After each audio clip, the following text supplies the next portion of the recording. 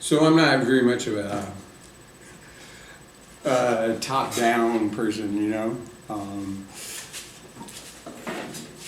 I don't think it benefits our society or anything. I don't think. I think that's a stifling of creativity and imagination. I wouldn't want to be in a band where somebody told everybody else what to do, and that people didn't figure out how they could contribute their own way. And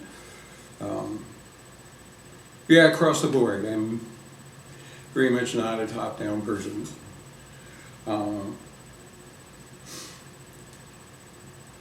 In terms of applying this to music, that music is a lot of codes. There's always a code in it somewhere because we're selecting small groups of sounds or notes to organize. And so there has to be, you know, no matter how informal it is, there is a process for choosing the limited group out of every sound in the universe when we decide to make music. And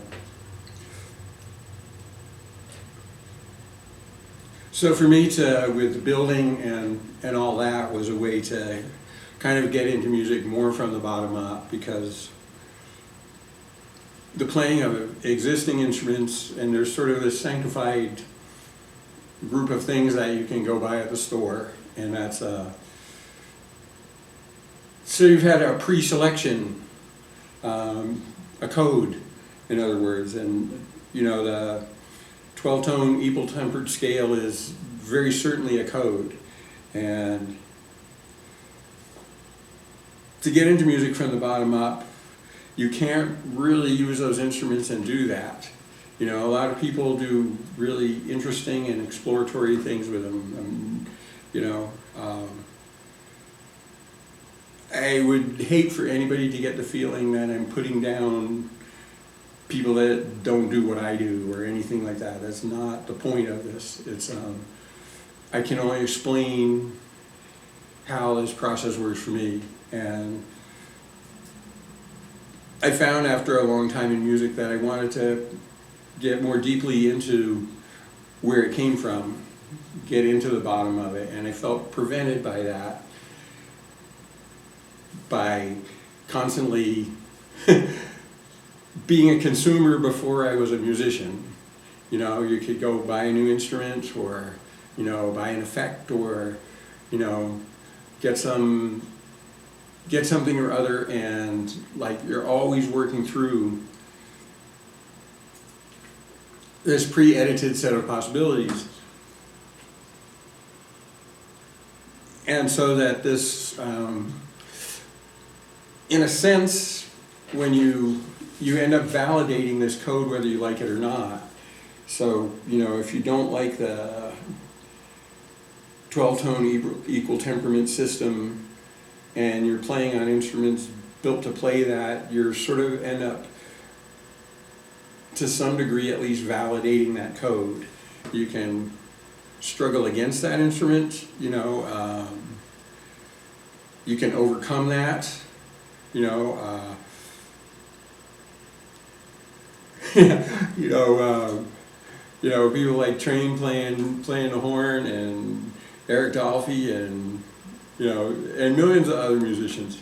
Like, people do amazing things with those, but they're always pushing through that code, and they're always somewhat validating it.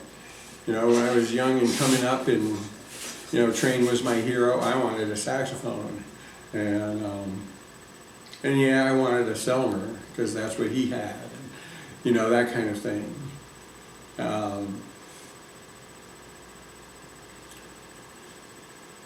So after a while, I kind of got frustrated with wanting to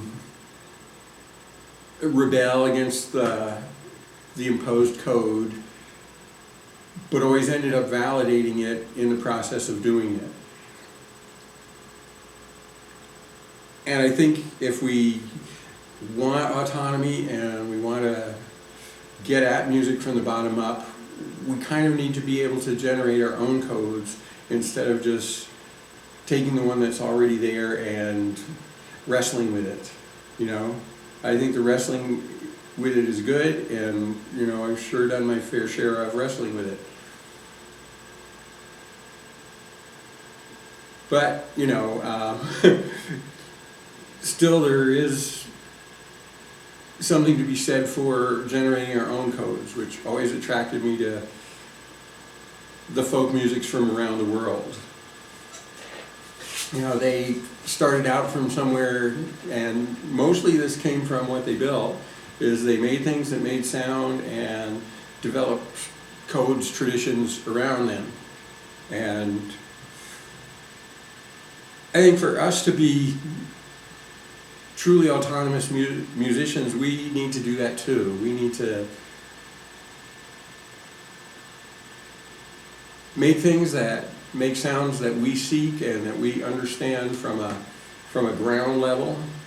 You know, you understand a lot more from a drum, from making one, than from buying everything in the store. It's just true. It's in terms of how you hear, if you have to tune things and build things to tunings, your ear is way more alive and way more conscious of tunings than if you just get something and kind of tune a guitar the way it's supposed to be tuned. It's a different process, and it puts you into the ground up place that music originally came from. And yeah, and I really wanted to connect with that. I felt a bit excluded from that with the more traditional approach.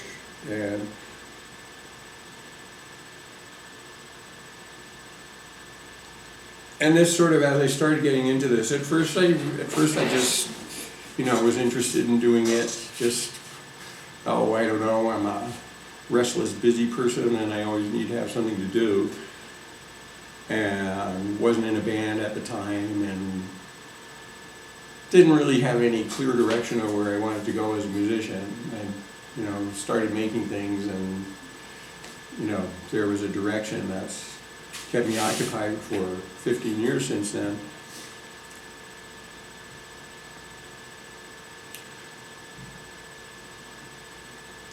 And there was a great change of perception that came about from doing it that way. It was all these assumed places of starting with music, you know, which for me was always, I'm fairly knowledgeable, and I'm not a trained musician, but I train myself, and I train myself in the well-tempered scale and in the tradition of European harmony, and in jazz and in rock music and etc. So I'm knowledgeable, but as I began to do this, I realized that was, you know, most of the concepts and most of the methodologies in that are coming from up here somewhere. And they, at one point, evolved from the ground up, but in the case of European harmony, that was a couple of hundred years ago. In the case of jazz, it was a lot of what I liked was before I was born, and the people I listened to were dead before I even listened to them. You know, Charlie Parker and Train, and Eric Dolphy. Quick shout out to Ornette Coleman, died this week, and one of the most creative and imaginative musicians, certainly in my lifetime. Sad to see him go. Here comes my cat singing a song. Hi, Wedgie. Wedgie.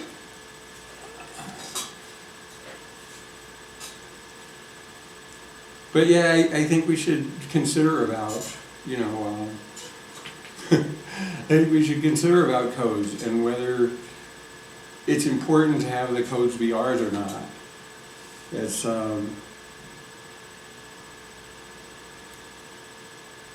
if we wish to communicate things, how much are we fighting through the noise of the previously established codes before we get to what we're actually wanting to say? If we want a little more directness in our communication, or a little more sort of reality in it, then we should be doing that, you know, and get into a little more organic process with it, instead of kind of having our terms dictated to us by what previously exists. We don't really need to do that. That's another thing that I discovered in the process of doing that. Is it isn't that hard to do. It's music's actually pretty simple. You know, it all comes down to, you know, figuring out how to make things so that they're loud enough or quiet enough to be able to play together, and whether you can control the pitches of them to some degree. And that's sort of all there is to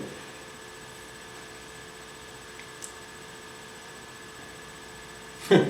And so, yeah, like, you know, if we're going to, those of us like me, and there's a lot of us that don't really like the top-down nature of our society and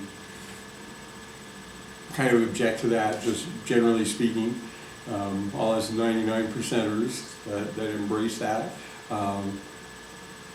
If we want to occupy music, we really need to occupy it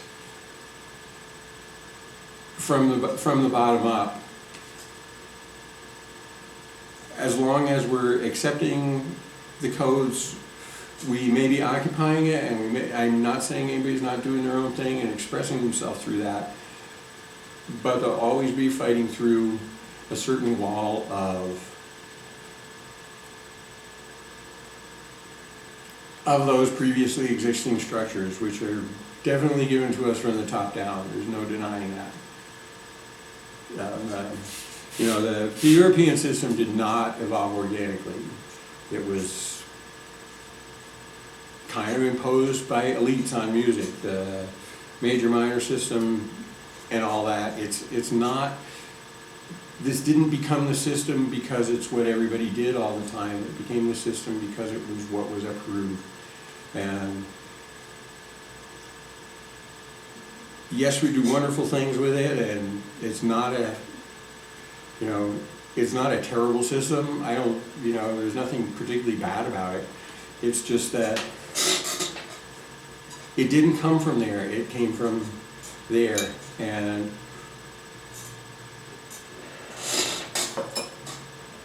if we want our music to come from here, we could help it out by really having it come from there. Just saying, you know?